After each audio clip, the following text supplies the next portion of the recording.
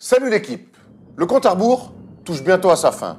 Heureusement pour nous, nous avons plus de 24 heures, mais le chrono tourne quand même beaucoup trop vite. En octobre dernier, le compteur affichait 82. Aujourd'hui, il n'affiche plus que 11. 11 moments pour encore profiter au maximum. Et même s'il marche aujourd'hui comme un berger allemand tout juste percuté par un bus et qui ne gagne plus un match, à chaque filoche, il nous rappelle comment il va manquer à la NBA et à sa franchise de toujours.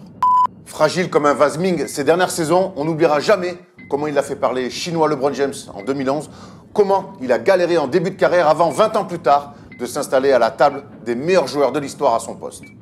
Le compte à rebours est donc de 11 matchs pour encore profiter du Wonder Kid en tenue de basket. Cette fois-ci, Jack Bauer ne pourra rien faire pour stopper le chrono, alors profitons de ces 11 derniers matchs.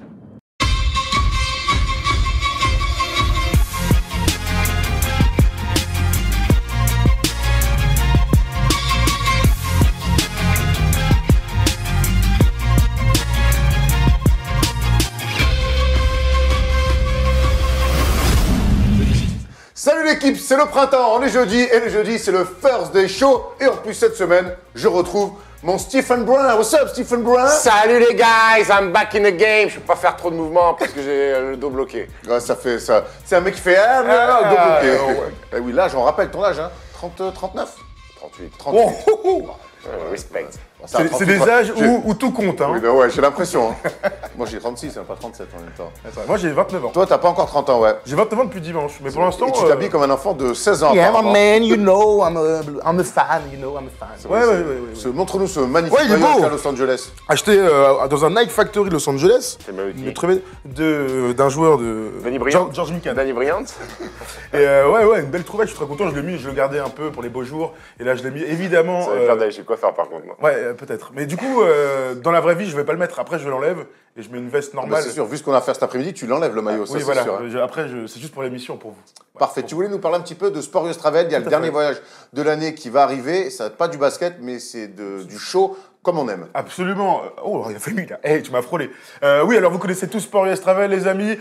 Avant même de parler de ce superbe, comment ça s'appelle, petit voyage du mois de juin pour vous parler de boxe et de baseball, on avait une petite vidéo à vous lancer. Hein, c'est parti. Vas-y, mon Polo, mets-moi la petite vidéo, s'il te plaît.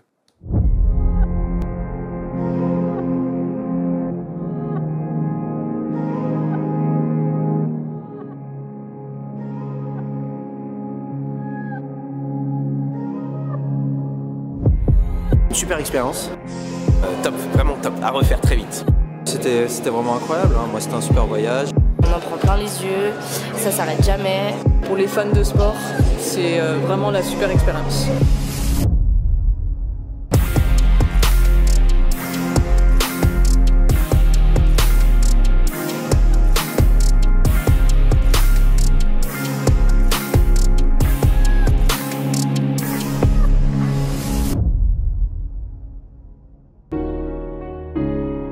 Le Madison, c'est juste mythique. Et du coup, quand je suis rentrée dedans, je me suis arrêtée en fait. J'ai levé la tête, j'ai regardé partout, je me suis dit waouh, t'y es. Donc c'était énorme. On arrive en plus avant le match, on voit les joueurs s'entraîner, on est tout près du terrain. Et puis l'ambiance à l'intérieur, c'est magique quoi. Magique, magique.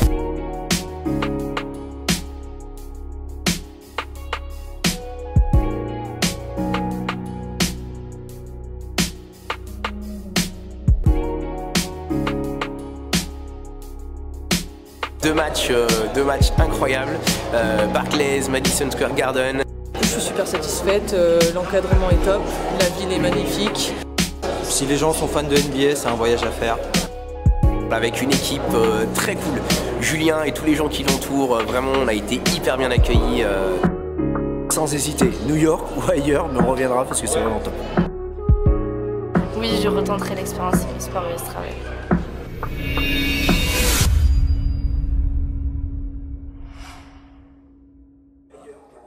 Et donc la saison Sport US Travel pour le basket est terminée. Rendez-vous pour ceux qui veulent découvrir la NBA de l'intérieur, que ce soit à Los Angeles, à New York, à Miami, à Chicago, à San Francisco. Rendez-vous donc l'année prochaine sur les réseaux de la First Team et sur les réseaux de Sport US Travel pour de nouveaux voyages et de nouvelles aventures. Mais avant ça, il y aura un dernier voyage cette année. Ça ne sera pas du basket, mais ça sera de la boxe et un combat de très haut niveau. Tu m'étonnes.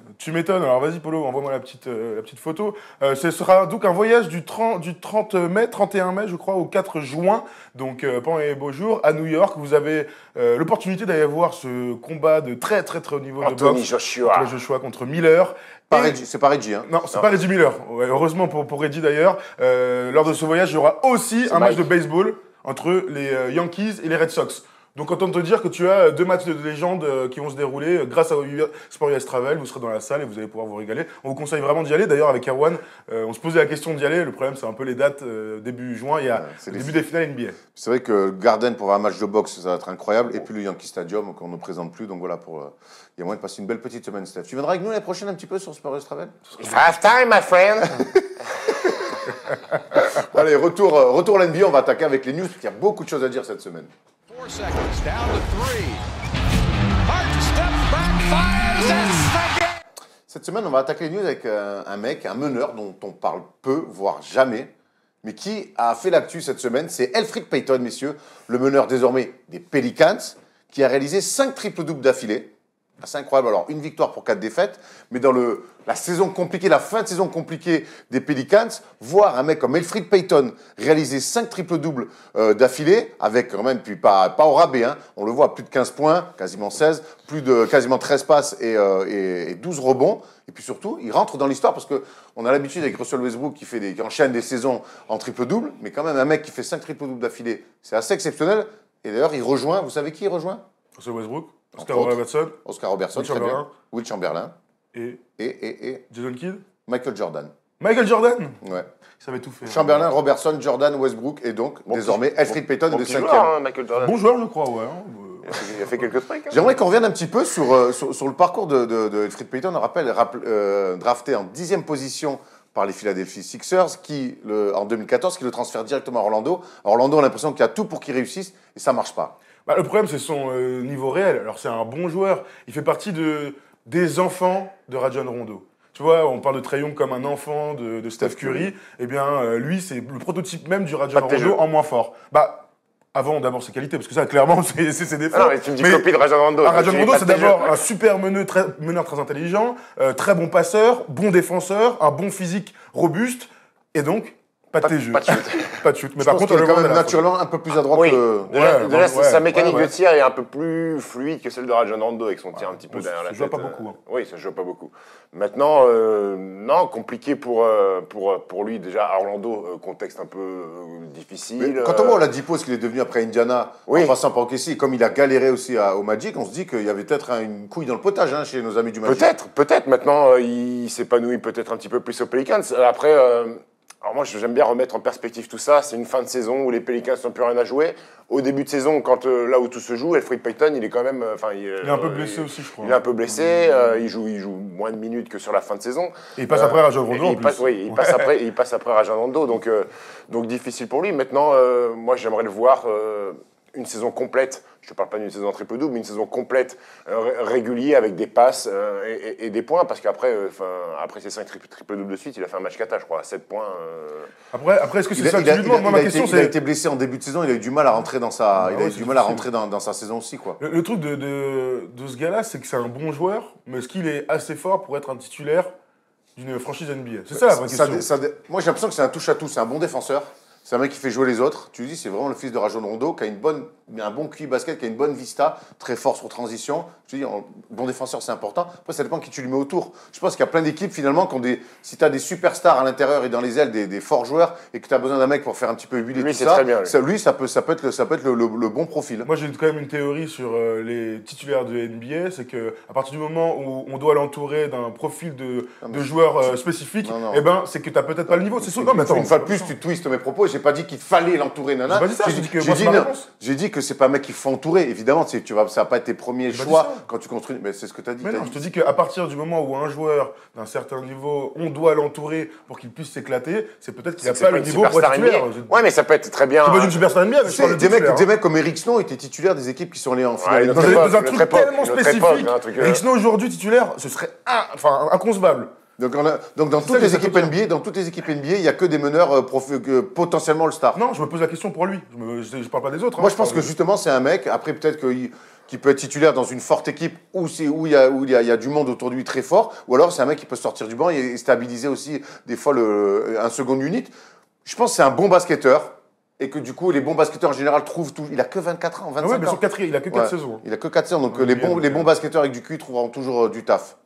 Tu peux prendre la petite déclat d'Alvin Gentry. Oui, bien sûr. Alors, c'est Alvin Gentry, son coach. Être meneur et être capable de prendre plus de 10 rebonds match après match, c'est vraiment difficile à faire. Chaque fois que vous êtes mentionné dans la même phrase que Russell Westbrook, vous devez vraiment apprécier lorsque vous êtes cité aux côtés d'Oscar Robertson. C'est encore une autre dimension. Ça, on le rejoint complètement. Ce qu'il a fait en termes de stats là, sur ces 5 matchs-là, c'est totalement fou dans l'histoire de la NBA. Hein. On rappelle 5 triple d'affilée. Et puis, le bilan est un peu. Il n'y a qu'un seul voleur, j'ai envie de te dire, c'est lui. Il s'est coupé les cheveux. Il s'est coupé les cheveux, ça va mieux. Ça va peut-être mieux, pour aller plus haut. C'est vrai qu'il avait cette coupe quand même assez incroyable, une espèce de casquette de képi. Bref, en tout cas, c'est vrai que depuis qu'il s'est fait une coupe d'adulte, en tout cas, ça a l'air d'aller beaucoup mieux. Cette semaine, Elfrid Payton, il a croisé la route d'un mec qui s'appelle Dirk Nowitzki, à qui on a voulu rendre hommage dans l'édito en début d'émission.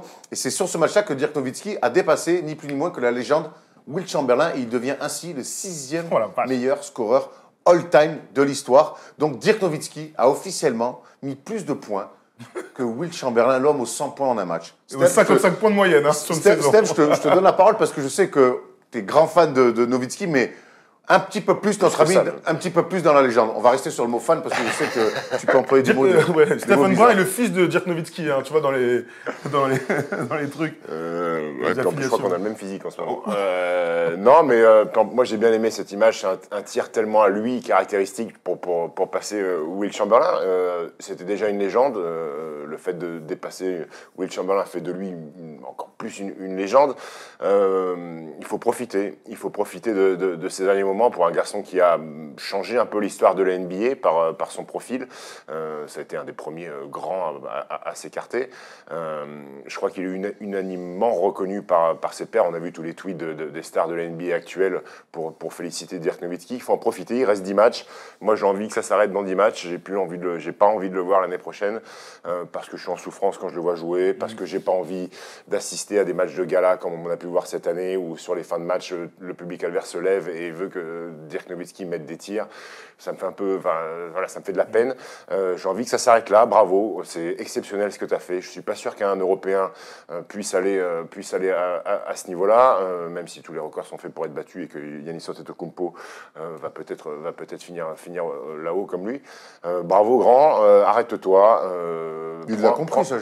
Je sais pas. Il a laissé planer le doute comme quoi il voulait peut-être continuer. Moi, grand, mets-toi en costard, trouve-toi un job dans cette institution qui est les Dallas Mavericks et en tour continue à soutenir le petit Luka Doncic. Ça va très bien. T'as fait une carrière remarquable. T'es sûrement le meilleur Européen de l'histoire de la NBA. Bravo à toi.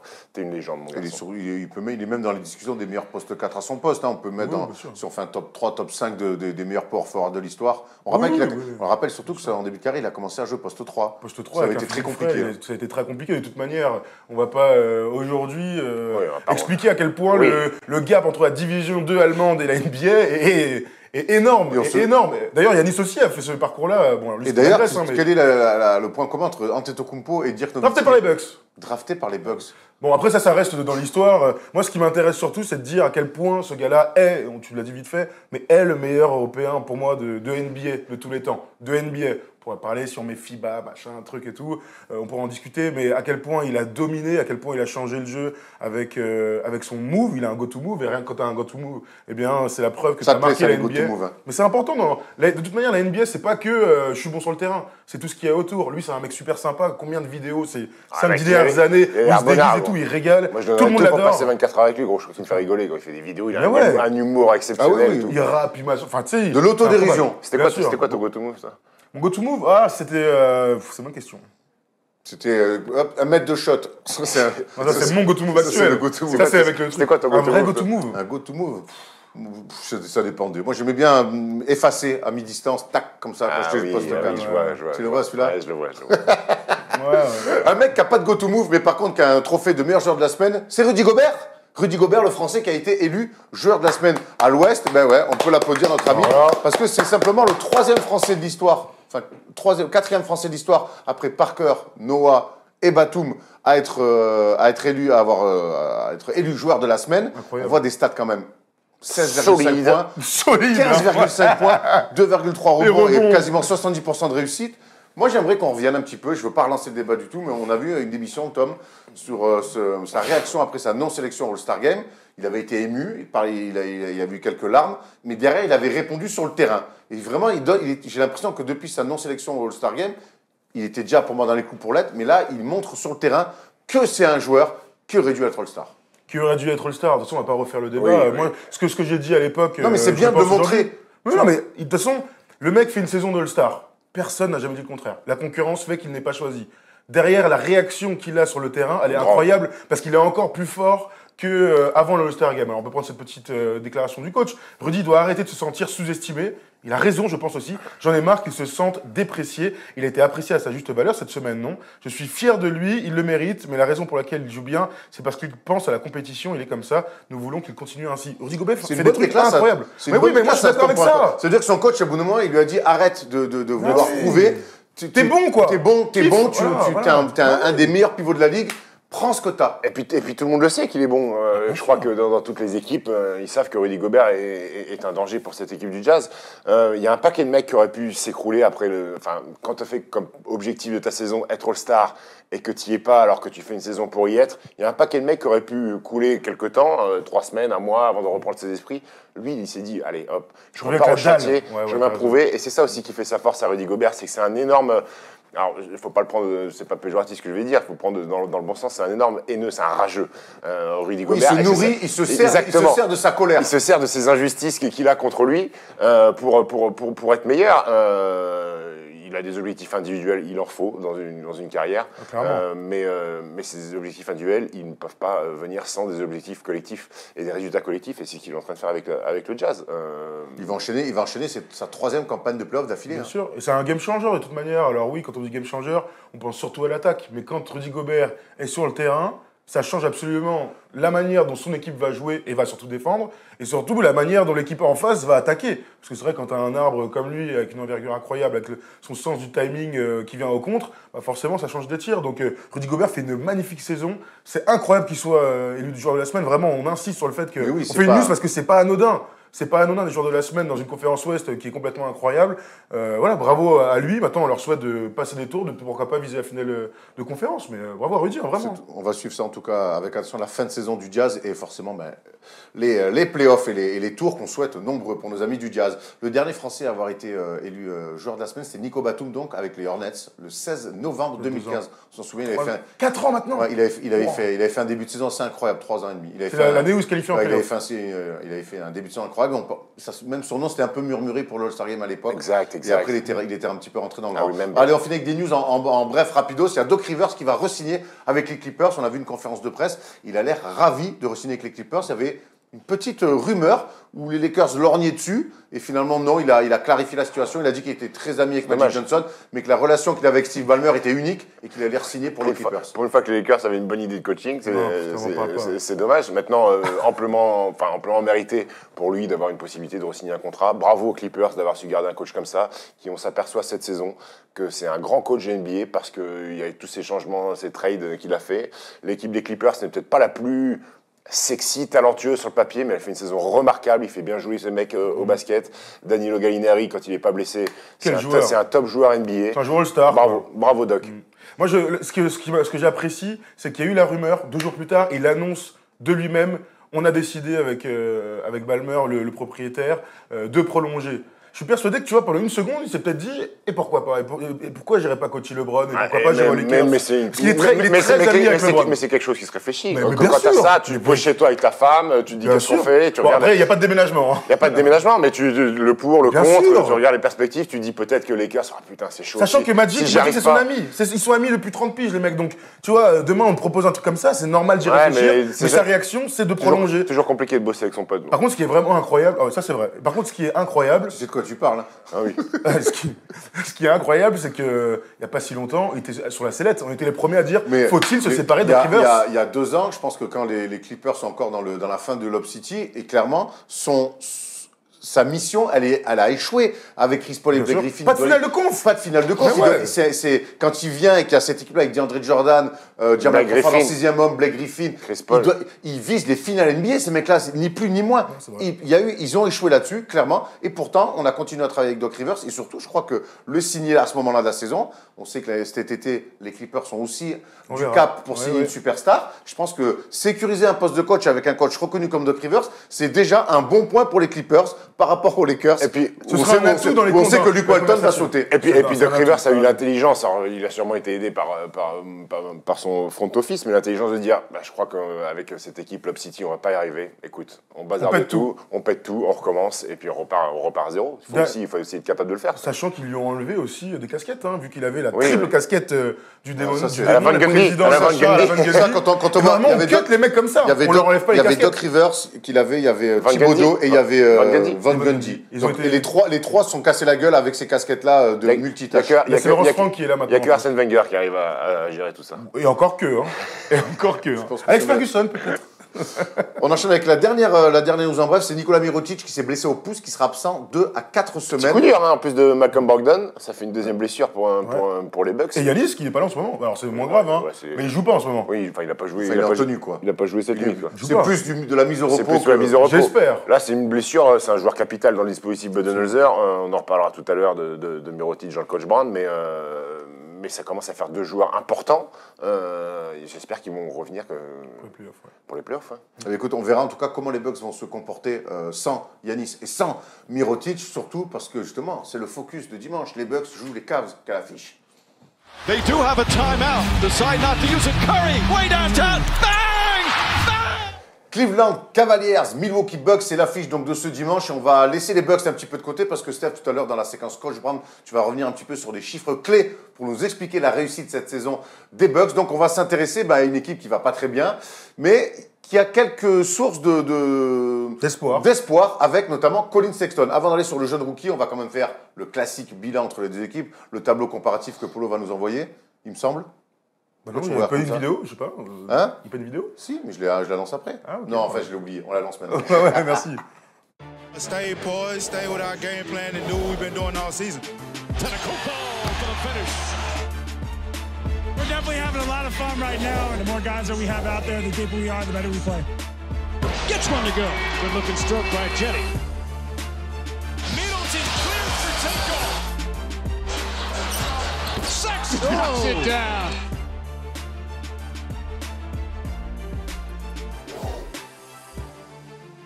Donc Milwaukee Bucks, Cleveland Cavaliers, ça sera dimanche soir à suivre sur Beansport ou sur le League Pass. Et donc, forcément, il n'y a pas vraiment photo entre ces deux équipes. L'une première de la conférence Est, largement avec une saison pleinement réussie. On y reviendra tout à l'heure dans Coach Brown, on l'a dit. Et puis, c'est Cleveland Cavaliers qui connaissent une saison assez compliquée. On rappelle que Terreno était viré dès le début de l'année. Puis, on voit le bilan, 19 victoires, 53 défaites. Kevin Love est revenu depuis quelques temps. Mais c'est une équipe qui est un petit peu dans le brouillard, à part... On l'a dit, Tom, le jeune rookie Colin Sexton, sur qui il y avait quelques interrogations et qui finalement nous a d'abord séduit quand on l'a vu jouer à New York, et puis qui réalise une super saison de rookie. Ouais, il réalise une belle saison de rookie. Alors pour l'instant, les Cavs sont 3e pire bilan de la Ligue. On va pas se mentir. L'objectif, c'est d'aller chercher le premier choix de la prochaine draft ou le top 3. Enfin bref, en tout cas, encore une fois, ce sera que la 4e fois en 10 ans, je sais pas, un truc comme ça. Tu fais LeBron, Anthony Bennett, en 20 ans, Kyrie Irving. Ouais. Et Andrew Wiggins. Et Andrew Wiggins. C'est la 5e fois. C'est énorme, hein. Donc voilà, c'est une saison un peu bizarre. Mais l'avantage de ces saisons où tu n'as rien à jouer, c'est que les jeunes peuvent s'exprimer. Et tu l'as dit, Colin Sexton, alors sans parler de doute, on savait qu'il y avait des qualités d'attaque, de vivacité. On l'a vu donc jouer en vrai, c'était au Madison Square Garden face aux Knicks. Il nous a franchement impressionnés parce que il est plus rapide que tout le monde et il a surtout une vraie mentalité de vas-y, je joue, je gagne. Alors il va rater des choses, c'est pas un meneur gestionnaire, mais putain, il en veut quoi. Il en veut et ouais, moi je trouve que il fait une très belle saison rookie, tu vois. Il va pas, je sais pas s'il sera All-NBA rookie, enfin bref, première équipe rookie à la fin de saison, mais il aura des voix en tout cas. Ouais, moi je suis grosse qualité offensive, Colin Sexton. Maintenant, j'ai vraiment pas que, hein. Il défend. Ouais, il défend, il a des cannes. Je mets un gros bémol, il est quand même meneur de jeu. Il fait pas de Je mets passe. un gros bémol sur sa qualité de passe. Il en fait pas, en fait. Il perd quasiment autant de ballons qu'il fait de passes décisives. 2,9 passes d'ess pour 2,3 ballons. Et c'est ça qui flingue un peu son évaluation, parce qu'il est à 16 points, il est à 11 de PRR. De pire. C'est ultra faible. Pour un meneur de jeu, il va falloir qu'il progresse là-dessus. Alors, c'est une première année, alors, je suis pas en train de lui tomber dessus. Il va apprendre à lire les défenses, à trouver les bons momentum de passe et les bons spacing avec ses coéquipiers. Mais je suis curieux de voir sa progression à la passe quand même. Après, c'est quand même un meneur jeune. Forcément, il va falloir lui foutre un coach un jour. Et là, pour l'instant, on a vu que la saison des Cavs pour un rookie meneur de jeu. Alors certes, lui, il a envie de jouer, peu importe. Lui, tout ce qui se passe autour de la franchise, j'ai l'impression que ça ne le touche pas, ça ne l'affecte pas. Il a envie de jouer. Moi, c'est quand on l'a vu jouer à New York, c'est ce qui nous a sauté au visage. C'est qu'il kiffe être là, il a envie de jouer, peu importe. Le qui joue New York, qui joue les Warriors, c'est un mec qui a envie de jouer. Maintenant, je pense qu'il va falloir aussi lui mettre un coach pour un petit peu le structurer et lui amener un peu de justesse. Mais bon, ça, est-ce que quand on est meneur de jeu, est-ce que c'est pas le truc finalement le plus logique à apprendre avec un bon coach? Si, absolument. Et puis de toute manière aussi, le profil de cette équipe fait qu'il n'y a pas beaucoup de passes. Il est quand même à côté de George Hill qui fait pas plus de 3 passes par match. Il y a Cedi Osman. C'est qui c'est le meilleur passeur de Cleveland? Non, c'est Cedi Osman? Non. C'est qui? Mathieu de la Vedova, 4,2 passes décisives. Tu vois, donc du coup, tu as plein de preuves. George Hill, je sais pas, tu as dit George Hill. Qui est parti, ouais. Qui est parti à oui, mais il a joué quand même un bout de temps. Du coup, comme je veux dire que, en fait, comme tu as beaucoup de joueurs qui peuvent créer pour les autres sans être très forts à la création non plus, eh bien, il n'y a personne qui. Tu vois, si le meilleur passeur de l'équipe, c'est la Vedova à 4. Oui, c'est sûr qu'il va pas en faire 7 lui à côté. Il n'y a pas beaucoup de système pour faire des passes D. Mais voilà, moi je voulais vraiment saluer ses qualités offensives et le fait aussi qu'il prenne et qu'il marque beaucoup à 3 points. Donc là, il a 99 paniers à 3 points. Je crois qu'il a 99% de réussite à 3 points. Non, il a 42% de réussite au tir, donc 41% à 3 points. C'est quand même très élevé. Et donc, surtout pour un mec où la ligne n'est pas la même en NCAA que. Absolument. Et donc, il a battu le record pour un rookie chez les Cavs de Kyrie Irving, qui est à 73. Lui, il a 99. Alors oui, le basket a changé en presque 10 ans, mais c'est toujours ça de prix pour le petit Colin.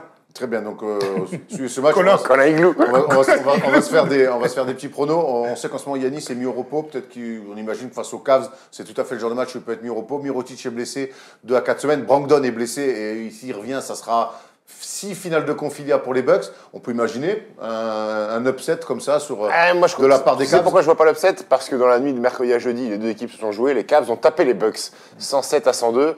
Je suis pas sûr que Milwaukee, meilleure équipe de NBA, ait envie de se faire taper deux fois par les Cavs. Ouais. Et puis ils perdent alors qu'il y a Toronto qui a 2 victoires derrière. Oui. C'est pas le meilleur des signaux à envoyer. Donc non, quand même. On va penser que Brook Lopez va mettre 12-3 points dans ce match et donc gagner la rencontre. Parfait. Et là, contrairement à la semaine dernière, où j'avais raison sur la victoire de Philadelphie à Milwaukee, cette semaine, je vais vous suivre, mes amis, évidemment, victoire de Milwaukee. Dites-nous dans les commentaires si vous imaginez un exploit, parce que ça serait presque un exploit pour les Cavs de battre une deuxième fois de la saison Milwaukee. Vous êtes prêts les gars? Parce qu'il y a un débat là qui va être très chaud, très houleux. On va même se rappeler quelques bons souvenirs, Stephen.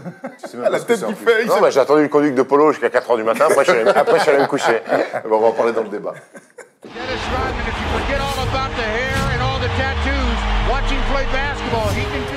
Cette semaine, on a eu envie de parler un petit peu de la relation entre les supporters, les fans, mais ceux qui sont dans les salles, et les joueurs.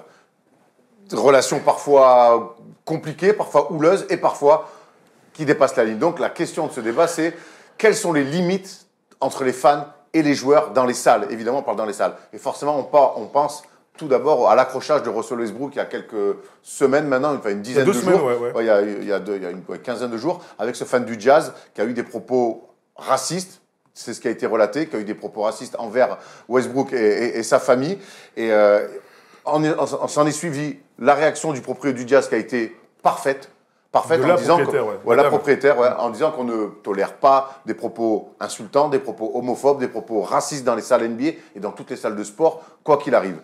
C'était important de réagir comme ça de manière très radicale, Tom, sur des propos comme ça. Absolument. De toute manière, on est tous des grandes personnes. On sait à quel point, par moment, les choses peuvent nous échapper. Mais il n'y a aucun moment sur la Terre, dans nos vies, socialement et tout, qu'on pourra accepter que des gens aient des propos aussi injurieux que ça. Donc, racistes, homophobes, la totale, quoi. Oui, insulter les familles et ainsi de suite.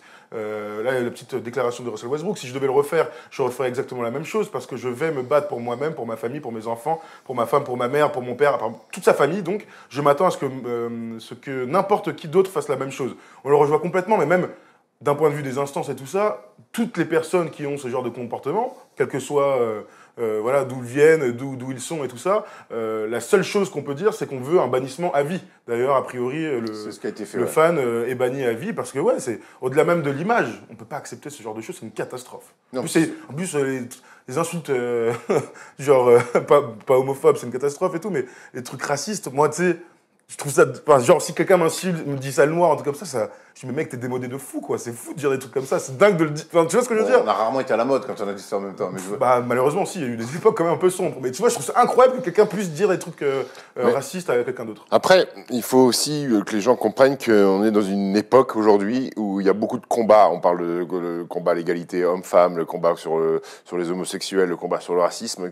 Chaque jour, il y a des histoires qui sortent, alors qu'il y a quelques années, il y avait peut-être les mêmes histoires, les mêmes propos, mais c'était pas c'était moins médiatisé. C'était moins médiatisé, c'était pas le combat. Moins considéré aussi. Moins considéré aussi, et c'était pas le combat des gens. Aujourd'hui, c'est le combat de tous, et c'est un très bon combat. Et c'est pour ça aussi que les joueurs aussi ont envie de dénoncer ce genre de choses. Il a été soutenu, hein. Il a été soutenu par tout le monde. Par Donovan Mitchell aussi, d'ailleurs, qui est joueur du Jazz. Oui.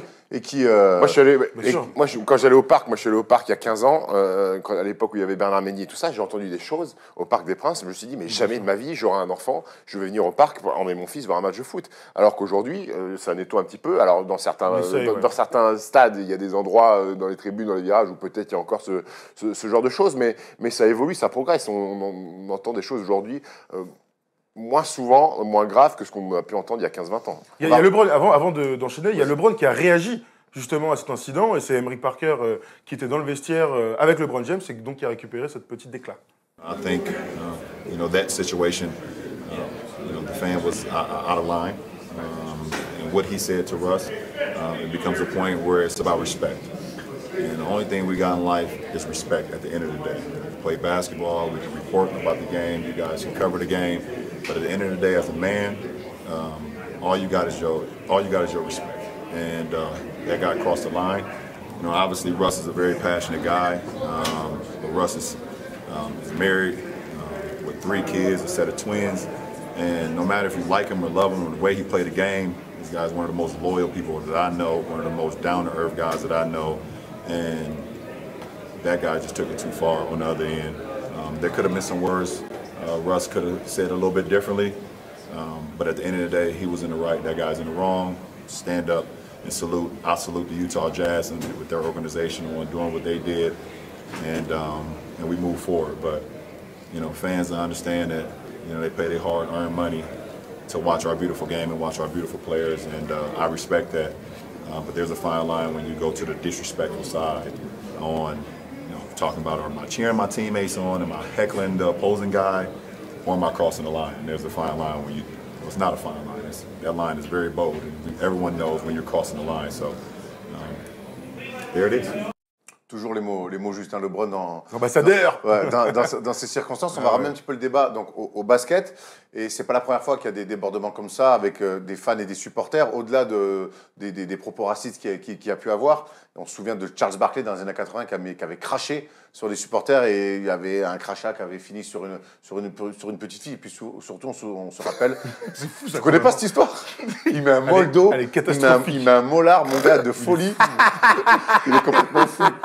Il est complètement fou. Et puis la bagarre du palace avec les supporters. C'est le paroxysme de la... Mais en même temps, on a aussi des moments, des moments géniaux avec le public qui parle avec les joueurs. Spike Lee, Reggie Miller, c'est quand même, il y a eu un reportage d'ESPN exceptionnel là-dessus. Puis même, c'est des histoires qui font la NBA. Drake aujourd'hui quand il est dans les tribunes. Et puis même Steph, je te le dis ça à toi parce que pour connaître les deux, je sais que toi tu es plus comme ça.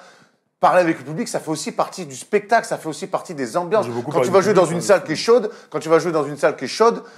c'est bien, tu sais quelque part que le public va interagir. Si on n'a pas de public, il n'y a plus de spectacle. Non. Donc, il faut essayer de... Jusqu'où elle est la limite, en fait? La limite, elle a été franchie par le supporter du Jazz. Moi, je parle pour mon cas personnel, moi je me suis toujours régalé de jouer dans des ambiances hostiles où les supporters étaient contre toi. Et je comprends tout à fait qu'un supporter puisse parler aux joueurs de l'équipe adverse, puisse même je vais dire... Invectivé, chambré, parfois lâcher quelques insultes. Moi, ça me dérangeait pas de prendre « t'es une merde, connard, brun et compagnie ». Il y avait une insulte qu'il fallait pas me dire, c'était « fils de pute ». Là, c'était bagarre. Mais ça faisait partie du show. Et moi, attention, t'as une petite branche derrière toi là qui... Ça faisait partie du truc et moi, je trouvais... Jules César, mon frère. Je trouvais cette... Moi, j'avais une je trouvais de l'émulation. Je trouvais de l'émulation et ça me motivait de jouer des trucs comme ça.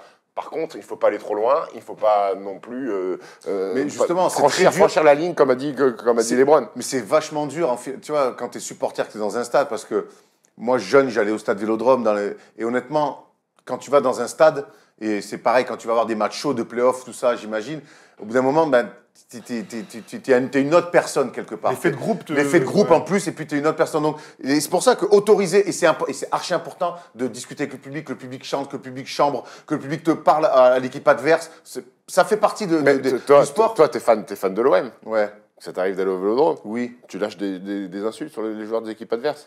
En fait, non, mais je te parle insulte. Ça m'est arrivé, oui. À reprendre des chants, tout ça et tout. En fait, le vrai problème... je rentre chez moi, je suis pas en mode « Ah, tu vois ce que je veux dire ?» Oui, mais c'est pas ça qu'on est en train de dire. Le problème, c'est qu'il y a des gens de tous bords, des gens très cons, des gens tout à fait intelligents, tu vois, qui vont au stade et ils se retrouvent tous à être aussi cons, on va dire. Le problème, ce sont les limites.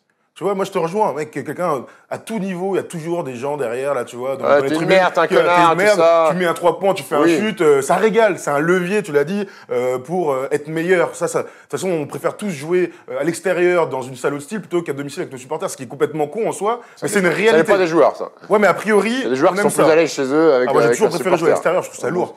Mais voilà, mais là, le gros problème de tout ça, évidemment, ce sont les limites. Et je crois qu'on les connaît toutes, les limites, on en a parlé tout à l'heure. Ce qu'a dit le fan du Jazz à Russell Westbrook. Racisme, homophobie, tout ça, c'est condamné. Tout ce qui est sur les handicaps éventuels qu'il peut avoir. Avec la famille aussi, c'est condamné. Alors moi, c'est là où moi, par contre, est-ce qu'à un moment donné, quand t'es joueur NBA, que t'es millionnaire, qu'un mec random dans les tribus te dit « Niquez ta mère !» Est-ce que tu pètes les plombs? Et est-ce que là, pour le coup, est-ce que t'as pas le droit? Non, mais je te parle pas à toi. Est-ce que quand t'es un joueur professionnel, c'est pas quelque chose? La chanson de Vald, il a pas dit bonjour, je vais niquer sa mère. Est-ce que t'as pas... On a compris les insultes. Est-ce que finalement, moi je sais que j'étais le premier à disjoncter là-dessus. Attention, hein. Mais tous les deux d'ailleurs. En fait, c'est pourquoi je voulais absolument qu'on fasse ce débat. Parce qu'on veut parler de la réalité du terrain. C'est-à-dire qu'on condamne absolument tout et voilà, on l'a dit 3 fois. Une fois que c'est fait, c'est bon. Maintenant, la réalité du terrain, c'est que les joueurs entre eux s'insultent. Le public insulte, vraiment, et qu'on est en présence, avec vous deux, vraiment, de mecs qui, par moment, est allé trop loin, tu vois, avec des supporters, avec des joueurs. Alors ça, c'est une réalité. Alors répondre. Oui, à répondre. Ouais. C'est une réalité. Donc moi, on veut savoir comment on l'explique ça. Pourquoi par moment, ça disjoncte. Non, parce que c'est un moment dans une match, la situation. Moi, j'ai passé des matchs à me faire insulter où j'ai pas répondu parce que ça allait bien, parce qu'on gagnait, tout ça.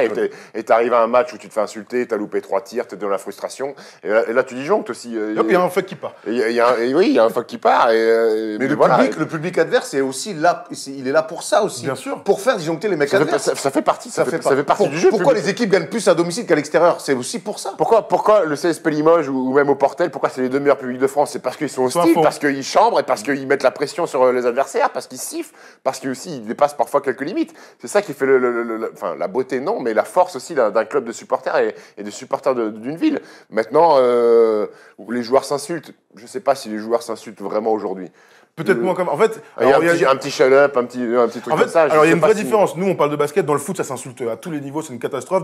Ceux qui jouent au foot, d'ailleurs, en club et tout, vous pouvez en parler dans les commentaires. Le basket, il y a des limites qui sont rarement franchies. Ça arrive vraiment que ça s'insulte quand même. Oui, sur quelques matchs. Franchement, tu tombes toujours sur un mec, c'est la 4e fois que tu le joues en 2 ans. Une fois, il t'a mis un mauvais coup et tu sais très bien comment c'est. Tu truc. Bon, après, il y a des mecs qui insultent tout le temps aussi.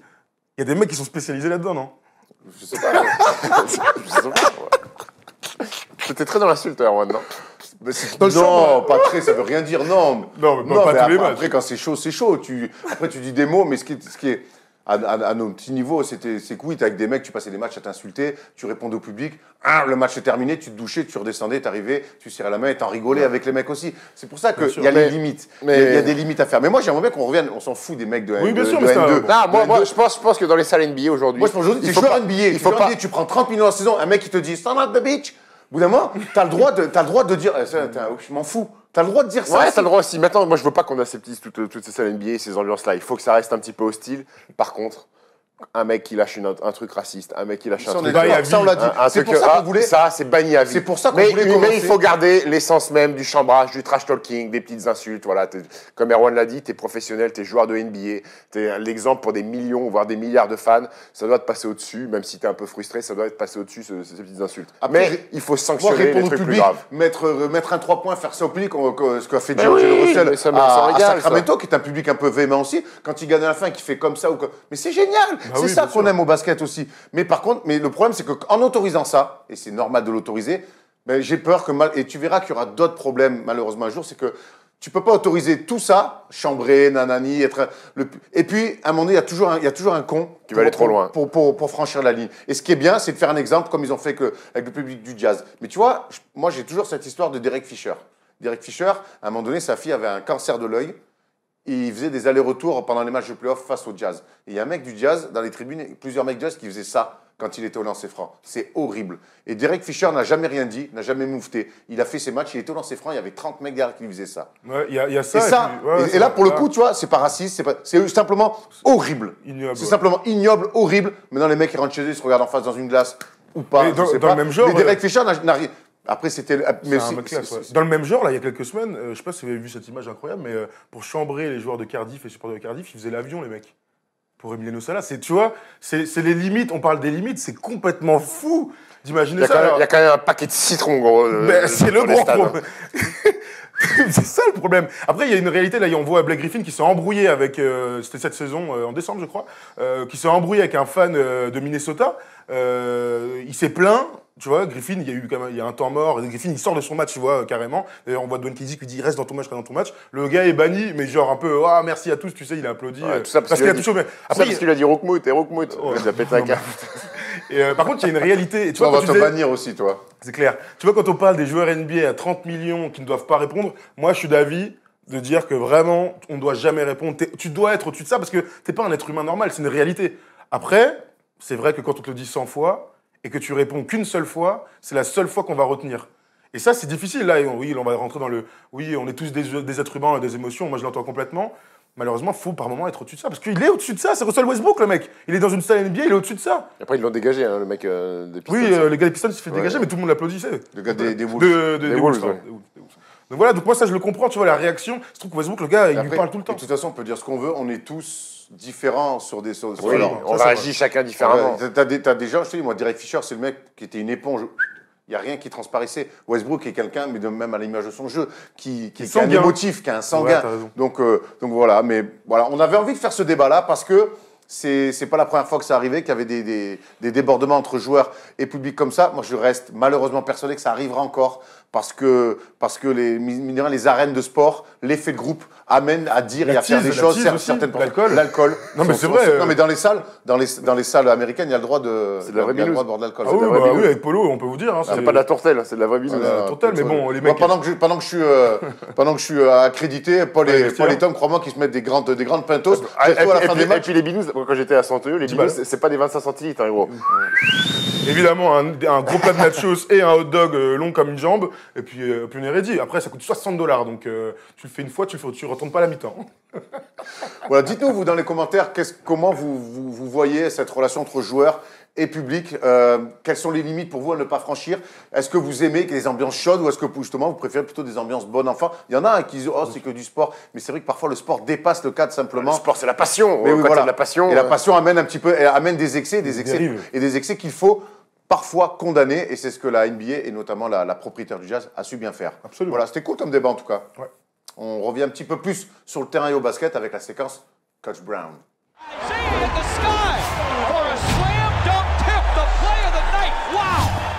Alors j'ai promis que j'insultais pas tout le monde pendant les matchs de basket parce qu'ils m'ont fait passer quand même pour un brave hooligan, que ça soit sur et en dehors du terrain. Merci les gars vraiment pour cette belle image d'Épinal hein, que vous... Regarde-le. Non, mais là, tu vas me faire des leçons. Lui là, lui qui a eu des articles dans l'équipe. Il a déclenché une bagarre générale dans le Nord en jetant un maillot dans les tribunes. C'est vrai. Pas d'insulte. Ouais, enfin bon. Un maillot, cadeau. Il n'y avait pas même de doigts levés et tout? Il y avait une petite giflette quand même.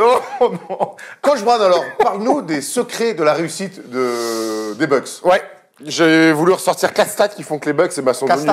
4 stats. qui font que les Bucks sont devenus les Bucks de cette saison, c'est-à-dire un contender au titre NBA. Et l'évolution de ces casse-stats, elles sont complètement folles par rapport à la saison dernière. Et ça fait aussi de Mike Budenholzer un vrai contender pour être élu coach de l'année. Donc ça serait la deuxième fois pour lui, parce qu'en 2015, il est coach de l'année avec les Hawks. Première année où il arrive. D'Atlanta. Donc la première, ça tout le monde le sait, c'est pas une nouveauté, c'est le tir à 3 points. La saison dernière, ils étaient 27e au nombre de tirs à 3 points inscrits, nos amis des Bucks. Ils en mettaient en moyenne 8,8. Et cette saison, ils sont deuxième avec 13,3 tirs à 3 points inscrits. Erwan rigole parce qu'il y a la petite branche. Arrête de te toucher l'oreille. Mais ça me chatouille. Donc cette année, ils en mettent plus de 13 par match. Ça fait quand même 13,5 points de plus derrière les 7,23 m par rapport à la saison 2017-2018. Et en fait, Budenholzer, cette saison, il a mis comme stratégie la stratégie du bombardage à 3 points. Il a donné carte blanche à quasiment tous les joueurs pour envoyer des petites bombinettes. La saison dernière, il n'y avait aucun joueur des Bucks qui prenait 5 tirs à 3 points en moyenne par match. Cette année, il y en a 3. C'est Chris Middleton, Brook Lopez, Nikola Mirotic, et ils sont à 6 ou plus de moyenne. Alors, mais étrangement, la clé de cette propension le shot shots de Brook Lopez, il est incroyable. Incroyable de Brook Lopez. D'ailleurs, on y reviendra après. Polo, tu pourras refaire péter le tableau tout à l'heure. Mais la clé, en fait, de cette propension à beaucoup shoot à 3 points, et c'est un peu paradoxal, c'est Giannis Antetokounmpo, qui est devenu le joueur le plus prolifique près du cercle de la Ligue. Et donc, en mettant autant de pression sur les raquettes adverses, eh ben, il compresse les défenses. Les défenses veulent fermer absolument la raquette et ça permet aux pistoleros des Bucks d'être dans le corner. Regardez, il n'aime pas le côté droit, apparemment, du terrain. Yannis, ça. Regardez, jouilier gauche. Oui, jouilier gauche, c'est Ginola, le gars. C'est le mec qui met le plus de paniers, je crois, intérieur de toute la NBA. Ah oui, avec un gros pourcentage. Hein. Ouais. Il met des tomards. Et donc, Budenholzer, il a su tirer profit de la surdomination intérieure du grec pour mettre beaucoup de monde autour de la ligne à 3 points, mais celui qui incarne cette clé de la réussite à 3 points, c'est quand même un mec de 2,13 m. C'est Brook Lopez. Alors écoutez bien cette phrase, qui il y a 3 ans aurait pu paraître complètement folle. Lopez est le shooter le plus prolifique à 3 points de la deuxième équipe la plus prolifique à 3 points de la NBA. Ouais, il a déjà mis plus de 160 tirs à 3 points. Et donc il emmène les grands. Regardez-moi ça le porciné. Incroyable. Il n'envoie que les tirs à 3 points. Donc il emmène les grands qui défendent sur lui loin de la raquette. Le mid-range, il ne connaît pas lui. Hein. Il connaît pas le mid-range. C'est raquette ou 3 points. Soit c'est raquette ou 3 points, mais c'est aussi l'évolution de la NBA. Une fois il a mordu là. Hein. Une fois il a mordu. Parce qu'il chose du 55. Et donc en fait, que ce mec-là qui joue pivot passe son temps au large, et ben les pivots qui défendent sur lui, et ben ils passent aussi leur temps au large. Ça permet à Giannis de détruire les raquettes adverses. Brook Lopez, il a passé quand même ses 6 premières saisons en NBA. Il est devenu All-Star sans prendre le moindre tir à 3 points. Et cette année, 66% de ses tirs sont des shoots longue distance. C'est quand même un truc de ouf. C'est fou quand même. J'ai aucun souvenir d'un mec. Non. Parce que c'était un vrai joueur honnête. Bah oui. Mais sur le poster. Regardez-moi ça. Regardez. C'est 2015, 2016. C'est un go-to-guy. Honnête, c'était l'un des meilleurs pivots de la ligue offensif. Bien sûr. Alors, il n'a jamais défendu les rebonds, mais incroyable le changement. C'est 2015-2016, il y a 1% de ses tirs à 3 points. Dites-nous dans les commentaires si vous avez souvenir d'un joueur comme ça qui s'est réinventé. Mais honnêtement, il n'y a pas assez. Il y a Thomas Dufort qui a démarré meneur de jeu et qui joue poste 5 maintenant. C'est le yin et le yang. Avec les Montes, par contre, parce que sinon. Il y a Boris Dio aussi qui a joué meneur et qui a fini poste 5. Il y en a beaucoup dans ce cas-là. Il y a la Marodome aussi, mais bon, c'est moins drôle. Donc, revenons aux choses sérieuses. Et en fait, Budenholzer, le fait d'avoir tous ces grands derrière la ligne à 3 points, il est déjà en avance défensivement sur l'attaque adverse parce que les grands, ils ont moins de chemin à faire pour traverser le terrain pour le repli défensif. Et donc, les Bucks, c'est l'équipe qui prend le moins de points sur jeu rapide de toute la NBA. Et ça nous amène sur le chiffre clé. Le deuxième, c'est la défense. La saison dernière, c'était la 18e efficacité défensive. Cette saison, ils sont premiers. Et Budenholzer, il a mis un système en place défensif qui est très peu agressif sur le porteur de balle. C'est l'équipe avec le Magic d'Orlando qui switch le moins après pick and roll. Donc, il laisse ses grands dans la raquette pour protéger la raquette, ce pourquoi à la base les grands sont faits. Regardez ces chiffres-là. La progression, une nouvelle fois, défensive. Donc, ils switchent quasiment pas sur les pics. Ils préfèrent avoir ces big men dans la raquette pour contester les tirs dans la raquette. Quoi, step out et ils reprennent. Ouais, ou un petit contrôle, un petit contrôle haut avec un petit edge avec Brook Lopez, un petit contrôle. Et ça nous amène au troisième chiffre, le fait que les grands soient dans la raquette. C'est que la saison dernière, les Bucks ils concédaient le plus de paniers près du cercle de toute la ligue. Ils en prenaient 19,5 en moyenne. Et cette année, accrochez-vous bien les amis, ils sont passés de la 30e place à la première place. C'est incroyable. Cette saison, les mecs en face qui s'approchent du cercle, ils mettent que 14,8 paniers. C'est fou. Ils font tellement peur aux équipes adverses que les mecs, ils y vont même plus en fait. Ils tirent que 15 fois les équipes qui jouent contre les Bucks. 15 fois, ils veulent s'approcher du cercle. Ils utilisent Middleton est grand. Il y a les deux, Tony Snell et tout. On a souvent parlé du fait qu'il soit très long, très grand, mais ça se concrétisait jamais dans les stats au rebond ou au contre. Et là, on y est. Là, on est en plein dedans. Là, on y est. Il y a tellement de dissuasion que les équipes adverses, elles veulent plus y aller. Elles mettent plus les pieds dans la raquette. J'espère que Jason Kidd, il va bien regarder ta séquence.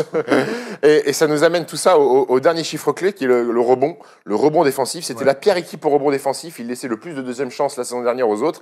Et bien cette saison, ils sont seconds. Ils prennent 75,7% de rebond défensif. Et forcément, Giannis a une part importante dans ces chiffres-là. En plus d'être devenu un mutant en attaque, c'est devenu l'un des meilleurs rebondeurs de la ligue avec une 5e place au pourcentage de rebond défensif pris. Mais tout le monde dans cette équipe a des qualités pour prendre des rebonds. Et surtout, ils ont compris qu'ils avaient tellement de dissuasion que les chiffres le pourcentage adverse allait être plus bas et qu'il allait y avoir des rebonds à prendre. Et ils sont beaucoup plus concernés voilà, ils font plus de box-out et surtout, ils y vont un peu plus au rebond. Donc voilà 4 chiffres clés sur la transformation des Bucks. Et pour moi, c'est à mon sens le plus grand bouleversement de stratégie et philosophie du coaching depuis la prise de pouvoir de Steve Kerr qui a remplacé Mark Jackson à la tête des Warriors en 2014. Maintenant, reste à savoir si, comme Steve Kerr, ça va leur ramener des bagouses. J'ai une question pour finir cette séquence. Il y a un titre à donner aux Bucks. Je vous le dis comme ça, c'est un que tu préfères. Tu préfères le donner à Mike Budenholzer ou à Giannis Antetokounmpo? Pour moi, je vous le dis, ils auront les deux. Je pense vraiment, là, avec ce que tu viens de dire et la saison de Giannis, ils auront les deux. Mais si tu dois choisir, je pense que Budenholzer le mérite plus, mais de donner un titre de MVP, c'est plus impactant. Je pense que Budenholzer mérite peut-être plus le titre. Enfin, mériter, c'est dur, c'est de dire mériter, parce que Giannis fait une saison de mutant, mais tu peux te dire, s'il fait une saison de mutant, est-ce que c'est pas grâce à Mike Budenholzer aussi, dans sa progression, dans son évolution?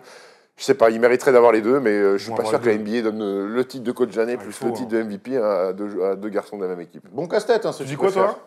Moi, j'irais sur Budenholzer. Pour avoir Paul George encore MVP. Ah non, mais Paul George, il a perdu un peu de. Mon Paul George, mon Polo en 3 semaines, il est en lutte pour les playoffs, il est struggle. Si c'est pas Giannis, ce sera James Harden. Donc, donnez les deux aux Bucks, du coup. Non, bref, dites-nous dans les commentaires, c'était un bon, comme ça, je l'ai inventé, ça m'est venu comme ça, c'est un très bon tu préfères. Bon casse-tête celui-là. Notre casse-tête, c'est le quiz, c'est de me battre au quiz, ça, c'est un vrai casse-tête. It's Lillard, he got the shot off. Lillard, Défier Steph Brun au quiz, c'est toujours un grand bonheur et une grosse partie de rigolade. Thomas, régale-nous. Ouais, les amis, alors cette semaine, comme vous en avez l'habitude, eh bien, je fais des thèmes, des franchises. Cette semaine, vu que Russell Westbrook s'est embrouillé un peu avec un fan du jazz, eh bien, nous allons faire un quiz des Sonics et du Thunder. C'est pas magnifique, ça? On va commencer avec, il est pas bien. Comme d'habitude, des qui est. Tu vois sa tête de mec pas... Sorry, ma man, j'ai tenté comme ça. Il en reste beaucoup après, t'inquiète, il y aura le de Dallas un jour. Donc, dès qui est, j'en ai fait une 10-12aine, on va dire. Cache-cache. Cache-cache, tout à fait. Et ensuite, celui que vous avez apprécié la dernière fois, donc les All-Stars qui ont porté le maillot des Sonics ou du Thunder. Et enfin, un qui suis-je, de qualité. Bref, on y va, Polo. Toi, tu donnes les jeux avant, maintenant il commence à réfléchir. Ouais, bah, je donne le programme, on fait comme ça dans une émission. Vas-y, mon Polo, avec cette magnifique double fenêtre que tu nous as créée tout à l'heure. Vas-y, je t'en prie. Premier joueur. Radmanovic. Non, Luc Ridnour. Luc Ridnour, absolument meneur de jeu des Sonics. Tu vois le visage en train de... qui commence à se faire. 1-0 pour Erwan, vas-y, on enchaîne. Nick Collison. Nick Collison, bien sûr, facile. Faux départ. Mais il aime bien faire les départs un peu lents et revenir ensuite. Numéro 3, pardon. Johan Petro. Oh oui. Vamos. Mr. Johan Petro, bien sûr. Sourire. Qui remonte. Petit sourire, le rictus de rappeur. Robert Swift. Wow, ok. C'est pas mal. Robert Swift, évidemment. Très mal fini d'ailleurs. Ouais, sans blague par contre. Il a très mal fait. 2-2. Nate McMillan. Nate McMillan, bien sûr, coach. Alors j'ai difficile de trouver une photo dans votre truc, mais le petit high top il régalait. Keep it free sports. Michael Lavar. I think it's coming from here first. 4-2 pour... 3-3. Ah pardon, 3-3. Heureusement que vous êtes là en régie. 3-3. McDaniel. Xavier McDaniel, bien sûr. X-Man, come on, man. Je pensais que vous alliez vous tromper avec Ray Allen, mais non. Ray Allen n'a jamais joué avec ce maillot des Sonics. C'est vrai, mais il avait le même numéro. Oui, on enchaîne. Je crois qu'on va partir. Radmanovic. Steven Adams. Rachel Nesterovic. Non, n'importe quoi. Je sais pas. 77. Geoffrey Lauvergne.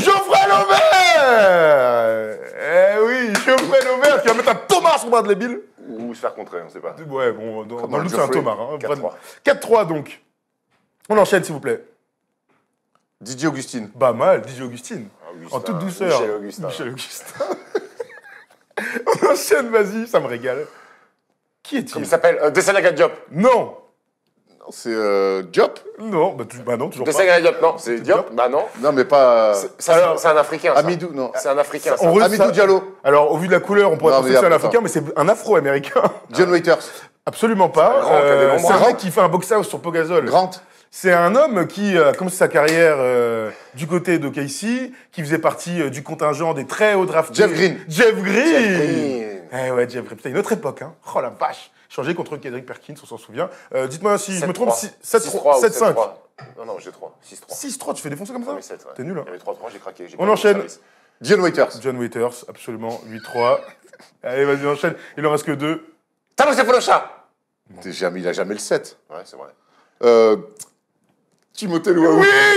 Putain, mais c'est des Français. J'ai mis tous les Français. J'ai mis tous les Français. Timothée Luaou Kobarot. Marc Gasol. Non, mais Marc Gasol. Marc Gasol au Thunder, on le Je sais pas, parce qu'il a vraiment. On le fait lui des points, Il a là. vraiment le corps de Marc Gasol. Tu veux la Adams, non?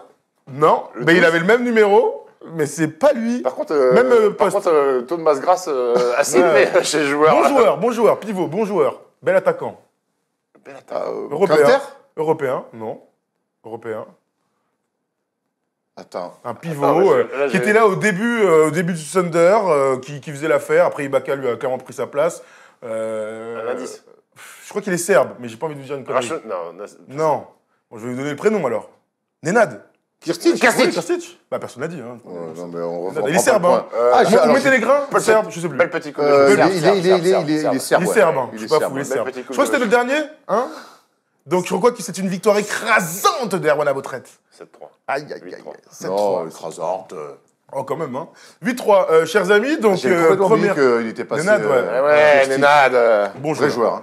Les amis, donc, deuxième jeu, hein, énumération, vous en avez l'habitude, avec les All-Stars qui étaient All-Star Game avec le maillot soit des Sonics, soit du Thunder. Je crois qu'il y en a 60, donc... Enfin, il y a 60 All-Stars, donc des fois, il y a des D'accord. doublons, évidemment. C'est toi qui commence, vu que tu as perdu Donc la Sonics parole. ou Thunder. Absolument, mon ami. Gary Péton. Gary Péton, c'est évidemment une très bonne réponse. Sean Camp. Sean Camp, c'est une bonne réponse. Gary Patton et Sean Camp. Réalan. Réalan, absolument. Bon joueur. Kevin Durant. Kevin Durant, lui, il a même pas besoin de... Oui. Russell Westbrook. Oui. Deadly Strength. Absolument. Peut-être le Schrempf MVP.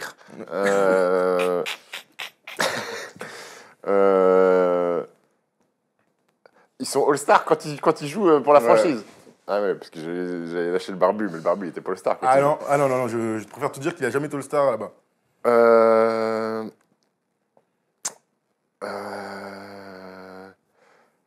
Paul George. Paul George, bah oui. Ah oui, Paul George. Obviously, Paul George. Moi, je vais aller loin déjà là. Bah tu peux, hein, ça y est. Hein. Jack Alors, Sigma. Jack Sigma, c'est bon. Alors vous avez fait tous les mecs du Thunder. Voilà. Il n'y a plus du Sonics. Jack Sigma, c'est absolument bon. Il est All-Star, je l'ai vu, au tout début des années 80, voilà. 4 fois All-Star. 5 fois All-Star. 7 fois All-Star, pardon. De 78 à 84. Je vais tenter un truc. Allez, Je vas-y. suis pas sûr. Il y en a encore des très évidents. Enfin, très évidents. Très Il y a évidents. des vrais gars. Petite moustache Ricky Pierce, il a pas été All-Star. Ah, Ricky Pierce, il a été All-Star, mais est-ce qu'il a été All-Star là-bas avec des là. Alors, je regarde. À guess que Ricky Pierce. Ricky Pierce. Moi, j'en ai un peut-être. Ricky Pierce. Vas-y, et tu Rashard gagneras. Lewis. Rashard Lewis, absolument. Rashard Lewis. J'ai perdu mon. Attends, t'avais perdu, tu Il y avais avait un encore- meneur qui a été MVP des finales quand ils sont champions là. Dennis Johnson. Dennis Johnson. Vous aviez aussi Dale Ellis, Xavier Dale Ellis. McDaniel, on en a parlé. Tom Chambers. Mais moi, j'en avais, attendez. Ah, bah excuse-moi. Tom Chambers, je l'aurais pas T'avais trouvé. qui d'autre? Vous avez Vin Dale Ellis, je Baker. l'avais. Vin Baker. Ah, Vin Baker, Vin ouais. Baker, quand c'est j'étais alcoolique. Boston. Après, il y a des Lee Wilkins, voilà, Lee des trucs. Wilkins, ouais. Bob Rule, c'est lui qui a Ah, il imposé a les fait- règles. Il a fait les règles. Il y a Dennis Johnson, je l'ai déjà dit. Bref, Spencer Haywood, le père de Brendan. Bref, voilà, on avait un petit contingent de C'est vraiment joueurs. le père de Brandon. Bon, j'en ai aucune idée. Ah, ok. Brendan Tu sais Haywood. qu'on est allé voir Paris Basket lundi. Ah oui Ouais. Il y a un joueur à Rouen, il s'appelle Brun. Ouais. Oui, il a le même profil. Ils sont deux frères en plus. Ah ouais. Il y a Pierre et Mathieu Brun. Des postes 4 shooters, Ouais. évidemment. Rien à voir, tout rien le à monde voir. comme ça. D'ailleurs, allez voir, vendredi, il y a encore Paris Basket qui joue pour les Parisiens. Allez se tenir à Carpentier, le Paris Basket, c'est lourd d'aller là-bas. Ils ont besoin qu'on les soutienne, ils sont pas loin de se qualifier pour les playoffs, donc c'est la dernière ligne droite. Allez à Carpentier sur le site, vous allez voir avec du les Paris frères Basket. Tang, On peut, Alexis et... On l'a fait la blague fourrée. Alors les amis, qui suis-je? Ah, qui suis-je? J'allais rendre l'antenne, moi. Qui suis-je? For the game. For the game, my man. Évidemment, c'est un qui suis-je qui vaut donc 10 points. C'est parti. Attention, je suis né le 21 mars 1975. C'est son anniversaire, celui d'Andrew aussi. On t'embrasse, Andrew Albici, qui est à la maison. C'est son anniversaire aujourd'hui. 1975, il a 43 ans. Je passe par l'université de White State University. Les Raiders. Les Raiders. Ça s'appelle les Twix maintenant. Blague d'ancien. Ouais, 4. Blague d'ancien. Je reste 2 ans dans cette petite fac. Je suis drafté ensuite en 12e position de la draft 96 par les Cleveland Cavaliers. Les Cleveland Cavaliers. Rashad McCants. Je mesure 2,08 m pour 109 kilos. Beau bébé. Je commence ma carrière donc du côté des Cavs où je reste 3 saisons avec une meilleure marque en 98-99, 8 points. Je suis ensuite envoyé du côté de Boston où je reste 4 saisons. Boston avec une saison à 10,8 points, celle du lockout. J'arrive enfin, puisque c'est un quiz spécial Sonics, j'arrive à Seattle où je resterai de 2002 à 2006. Je suis pivot, remplaçant la plupart du temps. Je finis ensuite aux Kings pendant 2 ans et je fais une petite saison en 2007-2008 à l'Estudiantes. Mon surnom est... Vous êtes prêts? The Ukraine Train. Vladimir Potapenko. Oh, Potapenko, c'est ici! Ah ouais, Vladimir Potapenko. Give me the Spalding, my friend. Alors, c'est pas Vladimir, c'est Vitaly. Hein. Vitaly en plus. Potapenko. Give me the Spalding, my friend. Potapenko. Oh, très dur à trouver. Ouais. C'est Ukraine. Vitaly Potapenko. Encore un mec qui fait des box-out apparemment sur Pogazol. Hein. Avec des protège-dents. Absolument protège-dents. Bravo. C'est encore une... T'avais gagné la dernière fois? Non, c'est Erwan qui avait gagné. Qui m'avait... Ah, parce que là, j'ai vraiment perdu. Vraiment. Bah oui, t'as perdu. T'as perdu, gros. Tu veux qu'on fasse ça? Les vrais savent dans le commentaire. Vitali Potapenko. Putain, c'est les bons gars à trouver ça. Ah, c'est les bons petits gars. Bravo Thomas, très bon quiz. Dans les commentaires, vous me dites si vous avez trouvé avant nos gars. Ouais, bah forcément. Moi, je vais aller sur YouTube en rentrant. J'ai trouvé sa date de naissance. Non, mais bon anniversaire en tout cas à Vitali, 43 ans. C'est d'Antoine Griezmann aussi. Ouais. Eh ben, c'est l'anniversaire. Allez, Vitali, fais-toi plaisir. Oh oui, elle est magnifique celle-là. Oui, belle, bravo. Il a quand tu vas chez le Toubib, il paye avec sa carte Vitali. Allez, pas de radio la semaine prochaine le mardi parce qu'on vous dit c'est compliqué techniquement d'avoir toutes les équipes le mardi soir. Par contre, on essaie d'avoir vraiment une émission radio par semaine pendant tous les playoffs. On y travaille. Donc voilà, on vous tient au courant. Restez bien. Vitali, c'est un pote à Penko, non? Ah ouais. Mais maintenant, il est dans l'e-sport, il est sur Vitality. Oh non. Allez, on se retrouve lundi. C'est la blague de trop comme toujours. C'est comme le verre de trop en soirée, tu vois. Mais ne buvez pas, c'est très mauvais. Il n'y a que les vrais gars qui sont arrivés jusqu'ici dans l'émission. Allez, à lundi pour le First Talk. Merci de nous suivre. À très vite, l'équipe. Bye bye.